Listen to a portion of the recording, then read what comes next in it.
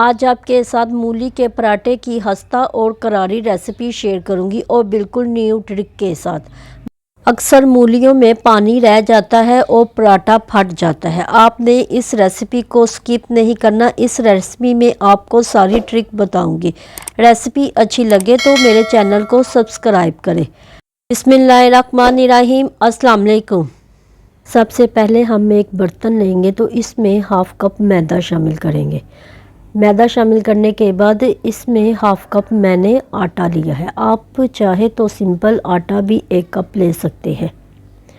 अब हम इसमें हाफ़ टी स्पून नमक का शामिल करेंगे और 2 से 3 टेबलस्पून इसमें कुकिंग ऑयल शामिल कर दें। कुकिंग ऑयल नहीं है तो घी शामिल कर दें। इन तमाम चीज़ों को आपने अच्छी तरह से मिक्स कर लेना है। मिक्स करने के बाद अब हम इसमें थोड़ा थोड़ा पानी डालते जाएंगे और इसको अच्छी तरह से गूंथते जाएंगे। पानी आपने थोड़ा थोड़ा डालकर इसको गूंद। हमें एक हार्ड सा आटा चाहिए। हमने आटे को पतला नहीं गूंदना, थोड़ा सख्त गूंदना है। अब हम इसको 10 मिनट के लिए रेस्ट देते हैं। मैंने इधर 3 से 4 मूलियाँ ली थी जिसको धोकर अच्छी तरह से साफ़ कर लिया था और इसके छिलके उतारकर इसको ग्रेट कर लिया है। ये तकरीबन 400 से 500 ग्राम मूलियाँ हैं। जब तमाम मूलियाँ ग्रेट हो जाए तो अब हमने इसके पानी को निकाल देना है। आपने इस तरह हाथों की मदद से इसके पानी को दबा दबा कर निकालना है।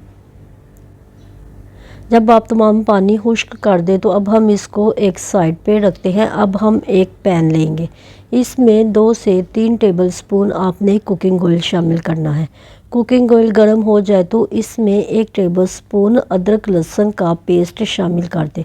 जब ये हल्का सा ब्राउन हो जाए तो इसमें आपने 3 से 4 टेबलस्पून हरा प्याज शामिल करना है।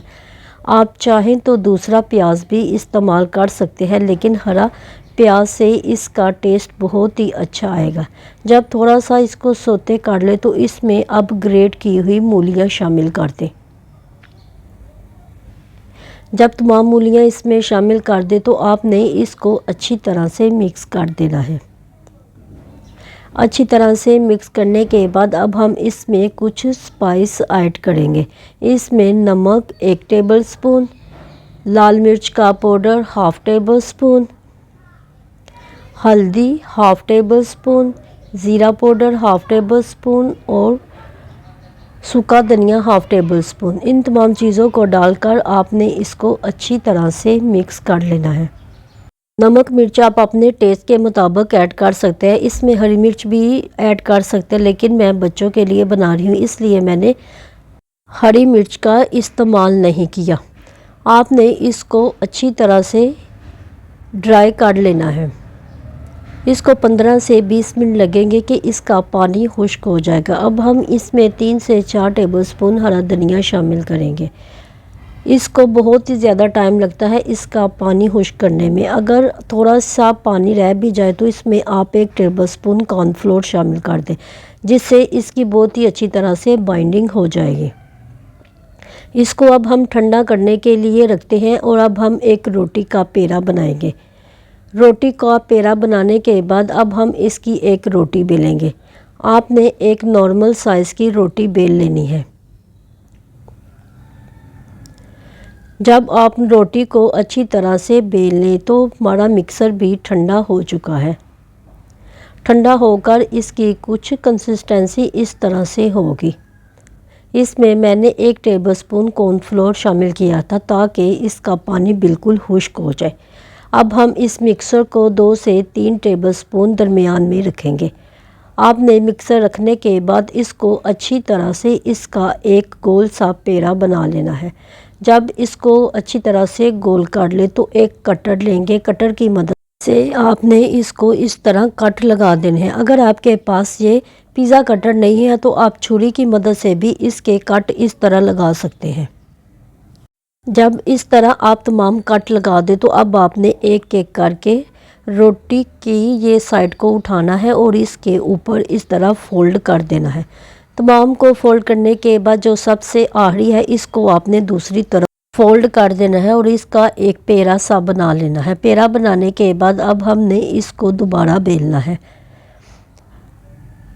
आपने अब नॉर्मल साइज़ की रोटी को बेल लेना है। जब आप इस तरह रोटी बेल लें तो अक्सर रोटी गोल नहीं बनती। आलू वाला पराठा हो या मूली वाला हो, बाज़ लोगों की सादी रोटी भी गोल नहीं बनती। आप एक प्लेट इसके ऊपर रखें और साइडों पे आपने जो एक्स्ट्रा आटा है उसको काट लेना है और प्लेट को उठा लें। देखिए किस कदर गोल रोटी बनकर रेडी हुई है। मैंने तवे को गर्म करने के लिए रख दिया था। अब हम रोटी को इसके ऊपर डाल देंगे। जब एक तरफ से ये अच्छी तरह से सिक जाए तो इसकी साइड को टर्न कर दें। दूसरी साइड पे भी जब अच्छी तरह से ये सिक जाए तो इसमें 2 टेबलस्पून आपने घी शामिल करना है। अगर घी नहीं इस्तेमाल करते तो आप कुकिंग ऑयल भी शामिल कर सकते हैं। अब हमने इसकी साइड को टर्न कर देना है। टर्न करने के बाद जब एक तरफ से ये अच्छी तरह से क्रिस्पी हो जाए तो आपने इसकी साइड को टर्न कर देना है।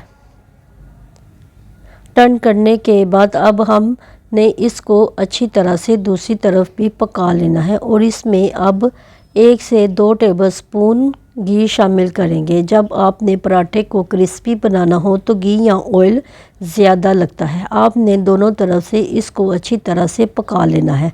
जब ये दोनों तरफ से खूबसूरत सा गोल्डन कलर आ जाए तो आलू का मज़े वाला खस्ता और करारा पराठा बनकर रेडी हो गया है। आप इस रेसिपी को ज़रूर ट्राई करना, आपको रेसिपी ज़रूर पसंद आएगी। अब मैं आपको दिखाती हूँ कि इस कदर लेयर अलग-अलग हो रही है। बहुत ही क्रिस्पी ये पराठा बनकर रेडी हुआ है। उम्मीद है आज की रेसिपी आपको अच्छी लगी होगी। अगर रेसिपी अच्छी लगी है तो इसको लाइक करें और इसको शेयर करें और मेरे चैनल फूड मास्टर को सब्सक्राइब भी करें।